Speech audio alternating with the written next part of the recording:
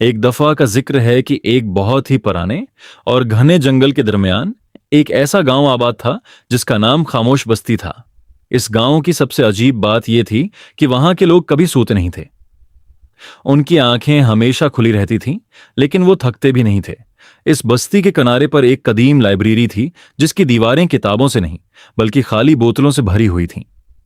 लोग कहते थे कि इन बोतलों में गुजरे हुए कुल की आवाजें कैद हैं। अगर कोई बोतल खोलता तो उसे वही बातें सुनाई देती जो उसने सालों पहले कही थीं। एक दिन आयान नामी एक नौजवान ने फैसला किया कि वह इस राज का पता लगाएगा कि लोग सोते क्यों नहीं हैं। वो लाइब्रेरी के तहे खाने में गया, जहां उसे एक बहुत बड़ा आईना मिला।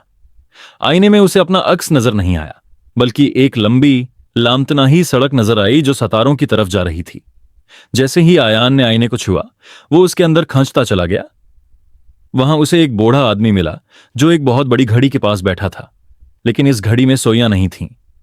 बूढ़े ने मुस्कुराकर कहा, बेटे, इस बस्ती के लोगों ने वक्त को रोक दिया था ताकि वो कभी बूढ़े ना हों और उनकी खुशियां कभी खत्म ना हों। लेकिन वक्त रखने की कीमत उनकी नींद थी। जब वक्त नहीं चलता तो ख्वाब भी नहीं आते। आयान को एहसास हुआ कि बना ख्वाबों की जिंदगी कितनी बेरंग है।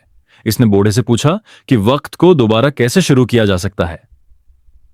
बूढ़े ने उसे एक छोटी सी चाबी दी और कहा, यह चाबी इस गांव के मरकज में मौजूद सूखे हुए दरख्त की जड़ में लगा दो।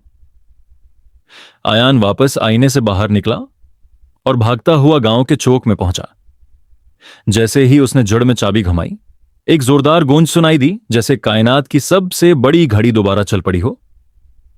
आसमान पर बादल छा गए और पहली बार इस बस्ती में अंधेरा हुआ। लोगों को एक अजीब सी मीठी थिकन महसूस होने लगी। एक एक करके सबकी आंखें बंद होने लगें और पूरा गांव एक गहरी नींद में सो गया। इस रात खामोश बस्ती के लोगों ने सालों बाद पहला ख्वाब देखा।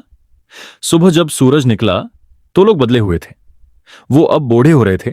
उनकी जिंदगी में उतार चढ़ाव थे, लेकिन उनकी आंखों में वो चमक थी जो सिर्फ उन लोगों के पास होती है जो ख्वाब देखना जानते हैं। वो अजीब व गरीब लाइब्रेरी की बोतलें खुद ब खुद गायब हो गईं, क्योंकि अब लोगों को माजी की आवाजों की जरूरत नहीं थी। वो अपना हाल जी रहे थे।